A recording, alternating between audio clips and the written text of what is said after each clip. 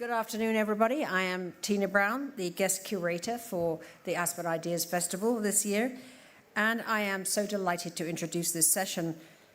I think we've all heard the stunning statistics. 1.9 million Americans behind bars, almost 1% of the population. We lock up more people than anybody in the world, and we spend over $80 billion a year doing it.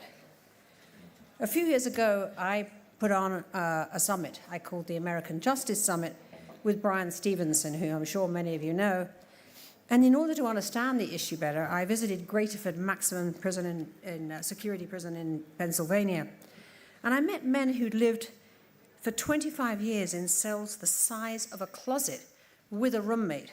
Some of them still serving sentences for crimes like driving the getaway car in an armed robbery when they were 17. And my walk through death row was an experience so haunting. I will never forget the absolute brutality of seeing men in cages like animals. Really, really chilling.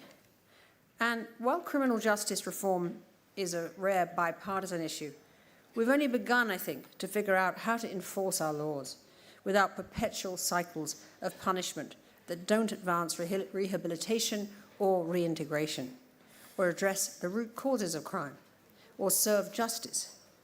So today, you're going to hear from three people who are reimagining a justice system beyond bars. Richard Buery is head of Robin Hood.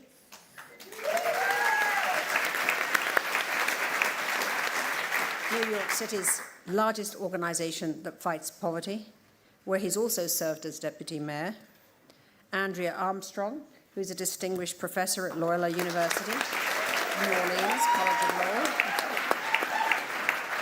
She received a MacArthur Genius Grant last year for her work, which includes founding the Incarceration Transparency Project, which has documented every death in a Louisiana prison or jail in the past decade, the first publicly available database of its kind in the country. And then, of course, we get to John Legend, who is a member of that elite club of EGOT-winning amazing folk. 2 Emmys, 12 Grammys, an Oscar, a Tony, and a Golden Globe. But what I most admire him for... Thank you. But what I most admire him for is something even more singular and extraordinary, which is his long-standing commitment to criminal justice reform, including founding Free America, an initiative he launched to help end mass incarceration. So now I'm going to turn it over to our moderators, Earlonne Woods and Nigel Poor, co-hosts and co-creators of Ear Hustle, a podcast that was a 2020 Pulitzer finalist. It shares what one reviewer called palpable, piercing stories about daily life inside prison, told by the people living it. So this is going to be a very interesting discussion. Thank you. Over to you guys. Thank you. Thank you. Thank you. Hello, everyone. Nigel and I are thrilled to be here. Yes, we are. We are. And drawing on y'all various areas of expertise, we are going to talk about jails, what happened in them, who should be in them, who shouldn't be in them, and how to fix them. Yes, and we really want this to be a conversation. We've got a lot of questions for you, and I'm sure we won't get through all of them. So if someone else is answering a question and it sparks something in you, will you please just jump in?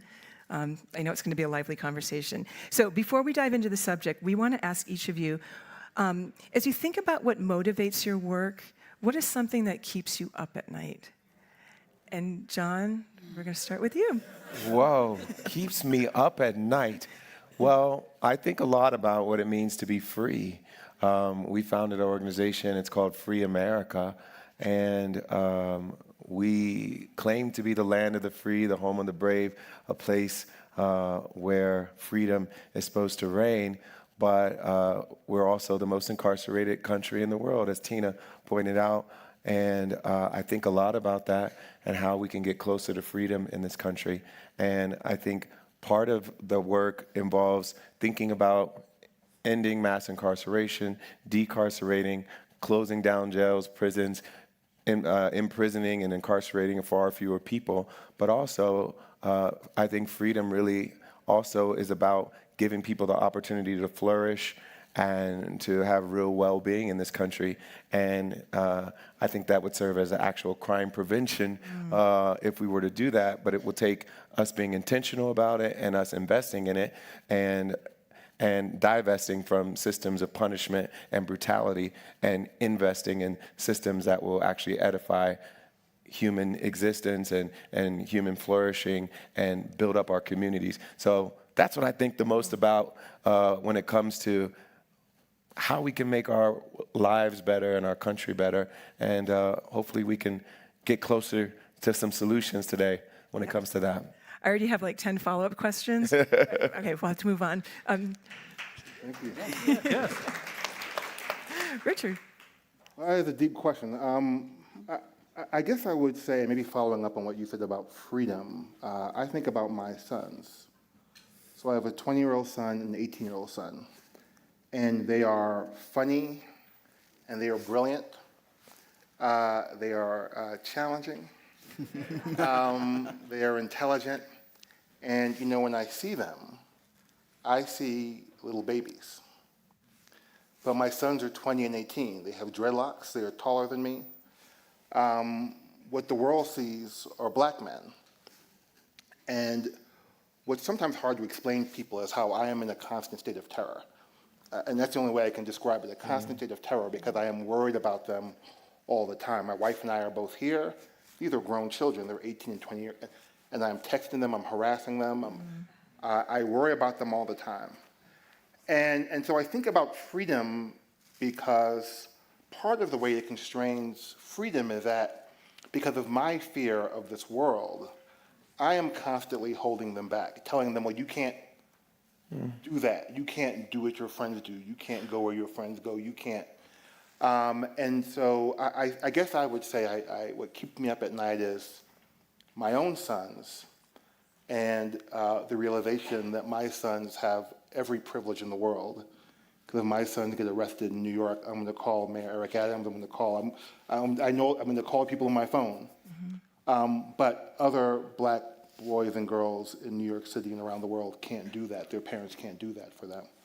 So I worry about my kids, but I really worry about the kids who don't have the privileges that my sons have. Yeah.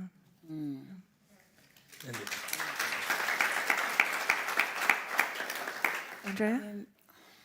I really empathize with that, Rich, right? Because what keeps me up at night is families.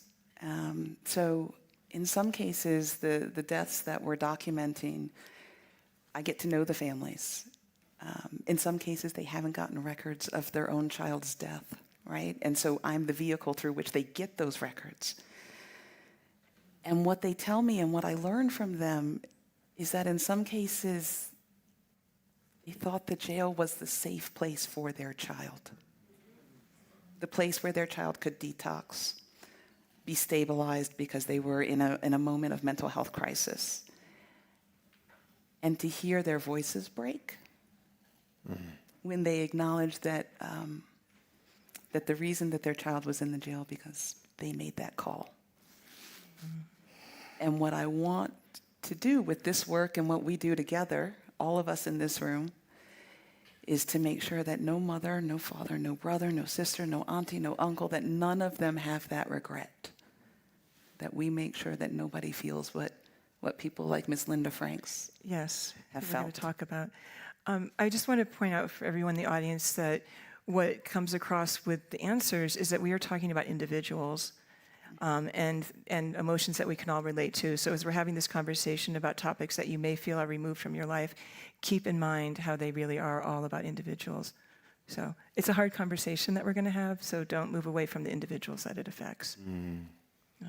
Okay, Andrea. Yeah. So people, they don't always understand the difference between jails and prisons. Okay. So can you describe what jails are supposed to be and what they have become? Okay. So I'm a law professor by trade. That's how I actually make my salary. So I'm like, okay. So listen, prisons and jails historically have actually done lots of similar things. They are places of isolation, extraction, even punishment. But theoretically, that's not what they're supposed to be doing. Jails are for pre-trial populations, meaning these are people who have not had a trial. They have only been accused of a crime. And the only reason that they are in that jail is because a judge has determined that they are either a substantial risk of flight, so they won't come and face the charges, or there's a significant risk of a threat to public safety. Technically, that's the only reason, right? Because they can't be punished, because we haven't found them innocent or guilty, right? So they're just supposed to be holding places, and they're designed for that. They're designed for short-term things, right? So they might have a pastor come through. There are health services, but it's more of an emergency type of variety. You don't have the programming that you would have. Whereas a prison is for people who have been convicted and who are serving an extended sentence. So they have vocational training, or they're supposed to. They are supposed to have more robust healthcare services, right? So there's some prisons that have a dialysis unit that is attached to the prison, right? We should question whether we want our prisons to function as old folks' homes, but they're supposed to be doing that, right? What we also see, though, despite this theoretical difference, is I walked into a max security prison outside of Denver. And when I walked in, I said, why does this feel so familiar? It's the exact same layout and plan as the New Orleans jail, right? So are they really that different? And increasingly, Tennessee, Mississippi, Utah, Louisiana, they're housing people doing convictions in a jail. So I think today we're going to talk about jail populations, and that's primarily pre-trial. And so all of these people are innocent, right? Innocent until proven guilty. But also understand that jails are increasingly housing people serving convictions and also increasingly housing people detained for immigration violations, right? They're serving time in your local jail. And that's because those sheriffs receive a per diem that they receive from the federal government to house those folks. And do you know what's like the longest term someone has been sentenced to jail? Well, they're sentenced to prison, right? But there's people in Louisiana who are doing a 20-year bid in a jail, right? Which means they don't have the services, they may not have the visitation with their family. That doesn't mean that it's a jail that's close to their community. And so it can be a significant amount of time, and one of the things that people ask for is, well, can I at least be transferred to a state-operated prison? Because the state operates all the prisons, whereas the jails, those are individually operated by the sheriff.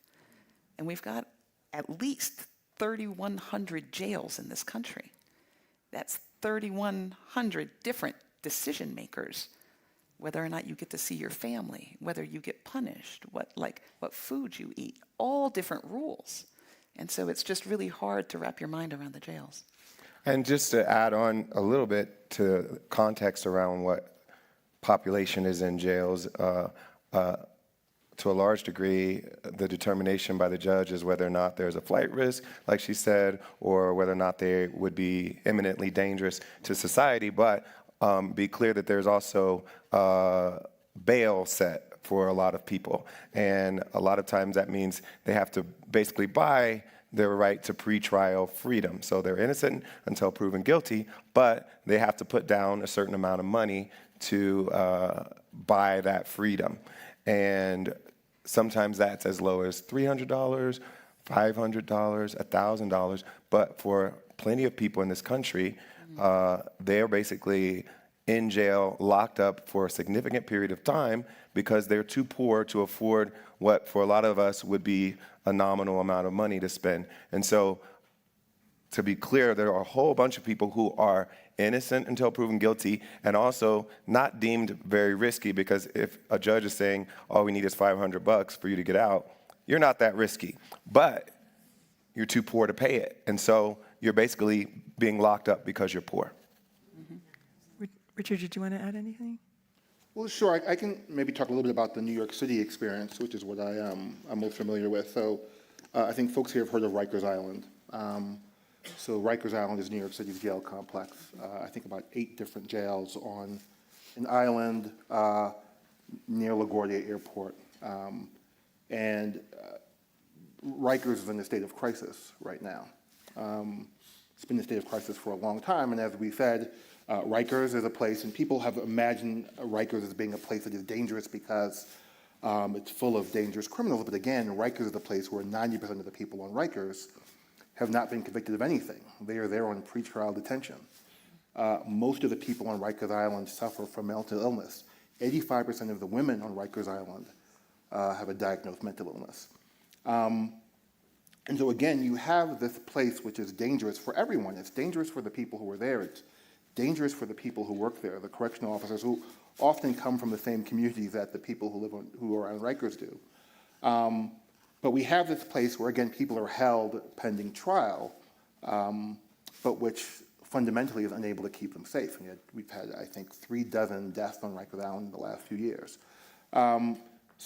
Again, the crisis of all these places that we have to find a way to keep people out of spaces like Rikers unless absolutely necessary. But we also have to find a way that there should be no jail like Rikers. The responsibility of us as citizens, if you're going to detain someone, we have an obligation to keep them safe. And fundamentally, right now, we're not able to do that. So one thing I'll say about Rikers also is Rikers is under consent decree.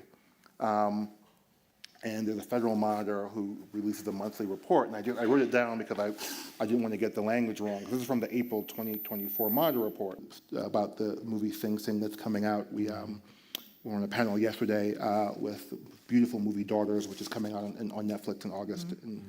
And please watch this video because we can get out of this through stories. In the same way that stories got us here, stories can free us. Mm-hmm. It's the stories about people like Khalif Browder, who is truly a martyr. Khalif Browder, people don't know the story, the 16 years old, arrested for stealing a backpack. Spent 3 years on Rikers Island awaiting trial. 3 fucking years. And was subject to constant abuse. And was eventually put in solitary confinement for 2 years for his safety, which is fundamentally torture. Spent 3 years on Rikers Island, finally released, tried to make something of his life, get his GED, and eventually committed suicide because of the trauma he experienced on Rikers Island. So this is a terrible story, but that story, Khalif's story, unleashed a wave of reform in New York. Bail reform, where we can no longer, most people on trial for nonviolent felonies are no longer eligible or no longer require bail to be detained. We've had all these reforms raise the age. New York, liberal progressive New York, one of the last 2 states to allow people under 18 to be treated as adults in jail, no longer. The clean slate law to make it easier to wipe off people's convictions. A new law that make it more difficult for landlords to look back on misdemeanor and conviction and felony conviction to keep people out of housing. I mean, really, not only his story, but really unleashed a wave of reform in New York. So I think ultimately the reason why it's important is because the more we tell these stories, the more we recognize that these are people, these are our neighbors, these are somebody's sons and daughters, they're people's mothers and fathers. I think the less likely we are to sort of sit and allow what happens to happen.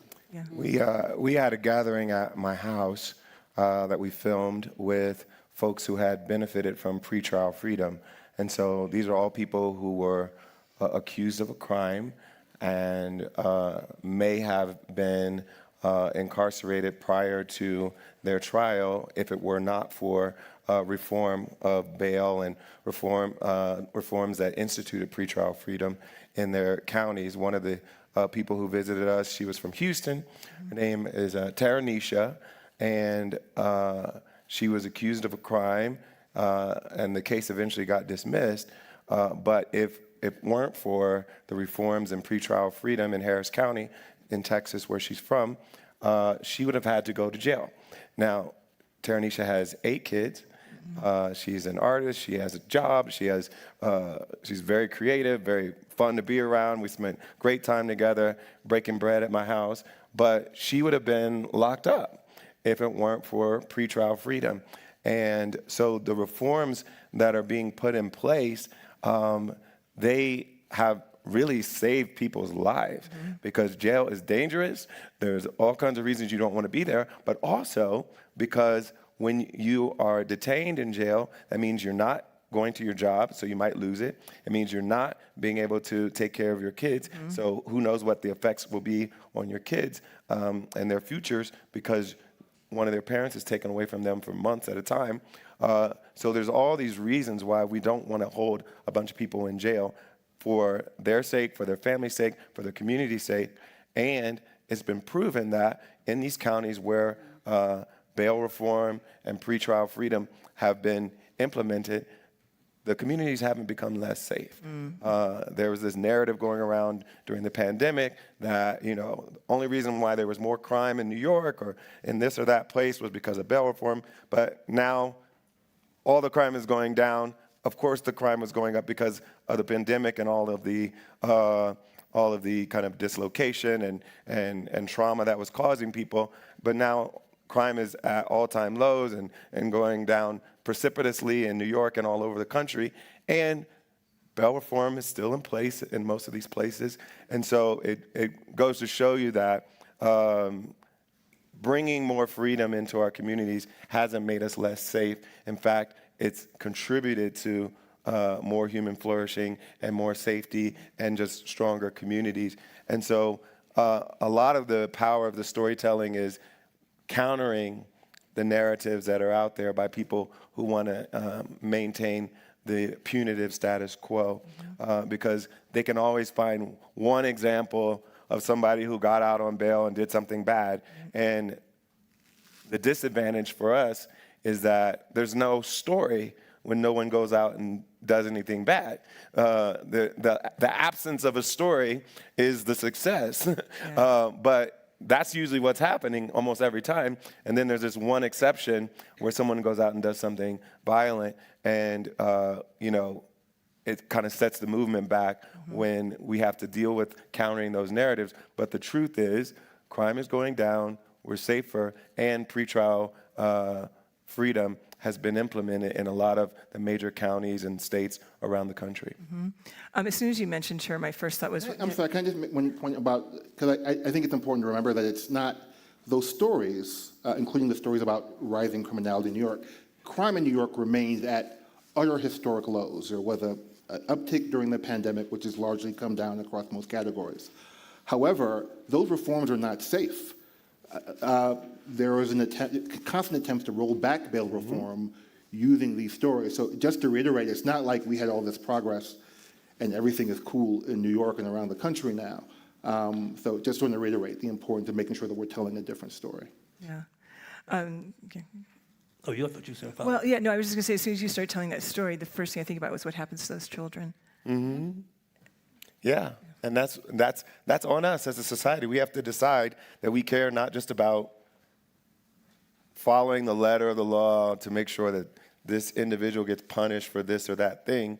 We need to think about the effects, the knock-on effects of what we do with each individual, because they're not just a person. They're part of a family, they're part of a community, and we need to be thinking about that as we think about policy, as we think about just what freedom really means and what kinds of investments we really want to make in making our community stronger. Yeah. And I think part of it is we can't design policy for the most feared boogie person, right? Like, if you think about data and just think about who is in jail. So we've got over 500,000 people in jails right now today. And that group is evenly divided between 4 categories of their most serious offense charged. So we got about a quarter of the people there for property offenses. About a quarter of the people are there for public order offenses. About a quarter of the people there for drug offenses. And about a quarter of the people for violent offenses, right? And keep in mind that what is deemed a violent crime is a much broader definition than our kind of image of right? Like it is a much broader definition. It encompasses all types of things where people actually don't get hurt, is the short version. So if we design our policies for the person that we fear the most, think about the other 99% who are there. And it reminds me of Lamar. Yes. who was stopped for a traffic violation, driving in Baton Rouge, on his way to pick up his grandmother from her dialysis appointment. Father to a child, right? And in the course of it, everything was very nice and cordial, and the officer just kind of ran the name, and it turned out he had an old warrant, a nonviolent small ticky-tack, but was like, I need to take you in. And Lamar said, well, can you call my mom real quick? Officer calls Miss Linda on the phone, and she thanks him for looking out for her son and says, I know you're going to keep an eye on him. And the officer says, oh, yeah, I'll be quick. We'll be in and out. I just have to book him. He died 3 days later in that jail. And when Miss Linda got to see him again, he was handcuffed to a hospital bed. And she wasn't even allowed to go straight to the hospital room. She first had to go to the jail and get permission from the sheriff to go see her son, who at that point was on life support. And I know that this stuff is heart-wrenching, right? I live with it, I read it, we all do. But what is State legislature, sometimes it's with the local DAs, but one way or the other, we look at pretrial freedom as a major place where we can reduce incarceration, and so we work on that. All right, cool. No, it is. I mean, I had a friend, Chester Bodine in San Francisco. He got recalled because He got recalled. Yeah. Yeah. We were going to ask you to explain bail, but I think you did a good job on it already. Yeah, I mean, it's basically locking people up because they don't have money. Yeah. And that's really the bottom line. And that should not be the case. And, you know, we have a very famous convicted criminal running for president. And, but one of the things you'll notice about the process of what he went through, he likes to talk about how there's two justice systems. And yes, that's true. But he benefits from these two justice systems. He's never had to spend a day in jail, even though he was accused of a crime and now he's convicted. If there were a cash bail amount set for the crimes that he was accused of, he would have been able to pay it, and he wouldn't have that used as leverage against him to get him to plea down or whatever. But so many people in this country can't afford that $500 or that $1,000, and so they end up getting kind of coerced into plea deals. They end up staying in jail for 3 years, like Khalif did, because he wouldn't admit to something he said he did not do. He said he didn't do it. He claimed he didn't do it until he died, and he spent 3 years in jail without a trial because he couldn't pay the bail. Like, no way. Yes, we have two justice systems. And we need to fix it for people like Khalif. Yeah. Andrea, I wanted to ask you to talk about the Incarceration Transparency Project, please. Yeah, happy to. Basically, I got really frustrated because, listen, how many people know if somebody died in their jail in the last year? So I see like 10 hands, y'all, right? So jails are ours, right? Same way like the schools are ours, and the parks are ours, and the jails are ours.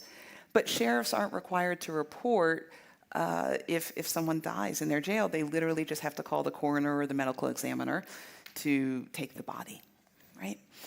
And so I kept getting asked by Miss Linda and others, is mine? And I said, I don't know, there's no list. So we created a list. So we collect death records from every single place with bars in the state of Louisiana, and then we support others who do that. And what we know today is that 1,168 people have died behind bars in Louisiana between 2015 and 2021. 13% of whom were pretrial. And so what that means is you can go to incarcerationtransparency.org and you can look at our data, and everything is hyperlinked, but we also memorialize the deaths so that we understand that people are far more than the circumstances of their death, And then we support other states. So you can go click on your state and see if there's any of our partners who are doing work in your state. And you could even collaborate with them, volunteer with them. And there's lots of ways to engage in this work. Can I offer one closing thing on how we get into this? Yes. If there's a thing that you could do, sheriffs are yours. They're elected, like you elect them, right? Which means they have to answer to you. So go ask them some questions, right? Ask them for contracts, ask them for death records, ask them why they run their own library and why the public library doesn't run the library in the jail. Since when did correctional officers become experts on being librarians, right? Ask questions and be present. If there was one thing that I could urge you to do. Yeah. Can I say, I just love that framing and just a reminder that these are our jails. Yeah.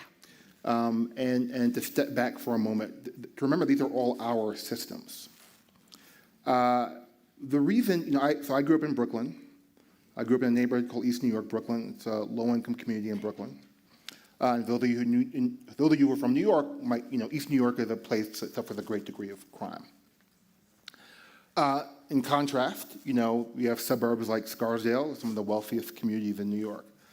Scarsdale is safer than East New York, but it's not safer than East New York because of policing and because they were incarcerating people in Scarsdale. Scarsdale is safer because people have hope, they have opportunity, they have jobs. And it sounds like sort of like a progressive talking point, but it's not. It is both common sense and research-based science. Patrick Sharkey, the researcher at Princeton, has documented how communities that have more nonprofit organizations are safer. It costs $500,000 to keep someone at Rikers Island. You can't tell me that $500,000 invested in community strengthening opportunities would not be a better community safety strategy. So when we say like we own the jail, it's like we own the whole thing. Yeah. And part of it is like just sort of demanding just sensible, humane, research-based policies, because no one trying to keep a city safe would logically design a system like this. East New York is not safe. Mm-hmm. There are plenty of people in jail from East New York. East New York is not safe. I love that framing. We own the whole country. We got to vote. We have to demand better. We have some great DAs in New York City too. My friend Alvin Bragg, who was my district attorney in Manhattan, and others. We got to support people who are also doing the right thing. We have to protect them because he, putting aside even before the Trump conviction, was under deep attack because of his common sense approach to I'm not prosecuting people who are not a threat to public safety. Mm-hmm. And had one of the most tumultuous first week or two of a DA I've ever seen. We got to support people like that who are doing the right thing. Just remember that we own the whole thing. Yes. So we have a little bit of time for questions, but I want to end, John, for a call to action that you want to throw out there for people. Well, I love what he just said because I really want all of us, because everybody in here is a leader. Everyone in here has a real role in their community. So really take that to heart, that these systems are our systems.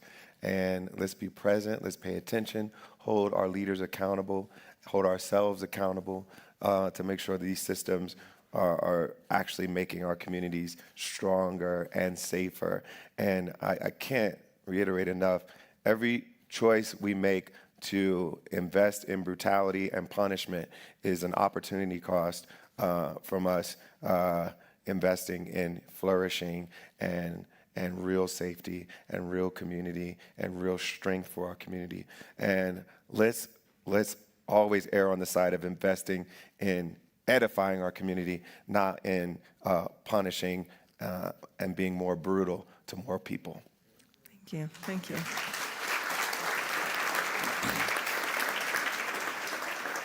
Okay, we have 6 minutes for questions, and I think there's someone with a microphone. Can we come down to the front?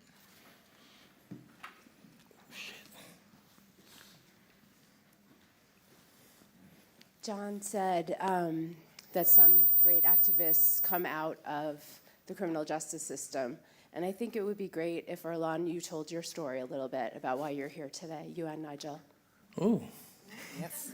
yeah, I mean, you know, I could say this, getting out of prison and being an activist in the community takes money. It takes a lot of money. I know me personally, I just tried to change a law that I was up under, which is California 3 strikes law, but we couldn't afford the signature gatherers, professional signature gatherers, because we tried to do it from an organizational standpoint, but we couldn't do it. And I learned in California, no one has successfully got an initiative on the ballot just from an organization. You need to hire the signature gatherers, which to me is a racket, but that's another story. So that's some of the work that I do outside of Ear Hustle. Yeah, I mean, I would just add to that about a call to action. We do a podcast about life in prison, and I think one of the points we want to make is that everybody has the power to make change. We weren't anyone special. We just had an idea and turned it into a storytelling project, which I would like to think has had some effect, which means that anybody in this audience. Indeed. It definitely had an effect on me. Yes, definitely. But I mean, this isn't about us, but the point is that anyone has the power to make change, which is what all of you are saying, and we can't forget that. It's really important. Thank you for asking that. And I think it's just so important for us to center the stories of the people who are most affected by it. And again, like that means like visiting, but also amplifying the voices of people who really know what they're talking about, and Yes. and they have ideas about how to fix it. Like we get all of our best ideas from people who have been locked up. Yes, but there's also a lot of stories about joy, because I worry that we're just telling these very depressing stories, and that's not all of it, and we do have to remember. Absolutely. I was about to say the same thing. Just telling the stories about successes. So there's a woman I know named Elsie Flores who she works for an organization called Avenues for Justice. She supported Robin Hood. It's an alternative to incarceration program. And just 10-second version of her story. Her mom had severe issues with mental health and substance abuse. Was basically on her own at age 11, pregnant and arrested by age 16. And she could have been sent to prison, but she was sent to Avenues for Justice. This incredible program which works with young people as an alternative to incarceration. Elsie is a single mom of a special needs kid. Elsie got her bachelor's degree, I think, from John Jay. Elsie is currently studying for her master's degree at the NYU School of Social Work, full scholarship. Elsie is now a leader, a staff member at Avenues for Justice, which is how I met her. But you think about like what that life and her son's life and all the people who she supports, who she serves in her work with Avenues for Justice. If she had been set in a different avenue, like it doesn't make sense. We're not safer. We wouldn't have been safer if Elsie went to jail, if Elsie went to prison. So I agree with that. We got to tell the story of, what was it, Joy and Justice? Yeah, joy and justice. I'm going to steal the They're hell out of that. Joy and Justice. I'm going to tell Flozell. Yeah. Got to tell those stories too. I wish we could have had a panel about that too. Joy and justice. Maybe next year. Next year, joy and justice. See you here next year. Oh, 2 minutes. Okay, there's. I hate choosing. Can you choose? Oh, wow. The fake out. Well, we'll answer your question. It definitely gets to you. I used to teach in the New York City public school system, and I found that there was a lot of racial and economic inequity in terms of disciplining students for a wide variety of reasons. And a lot of the students who were either suspended or kicked out, it set them on a path to jail. And the inequities of who gets kicked out, who gets suspended, and why, I'm wondering if there's been any study of statistics regarding how that plays out, because it just seemed so unnecessary in most, if not all, cases. Does anybody Yeah, have briefly, data on that? the minute left, but what you said? I was wondering if anybody had data on that. Yeah, tons of data. The school to prison pipeline, we call it, right? It's so well documented that we've given it a name. Absolutely. And we support a lot, Robin had to support a lot of advocacy over the past, trying to reform school disciplinary policies, at least in New York. And the one thing I will say is, the preliminary requirement for working in our schools should be that you have to love the babies who go there. And so we need policies that regulate it, but we also need people who see our children and are not trapped by the story that we tell about. There's also a ton of research about how people adultize black girls and black boys and view them as threatening and view them as adults. We've all seen the pictures of little children in handcuffs in schools.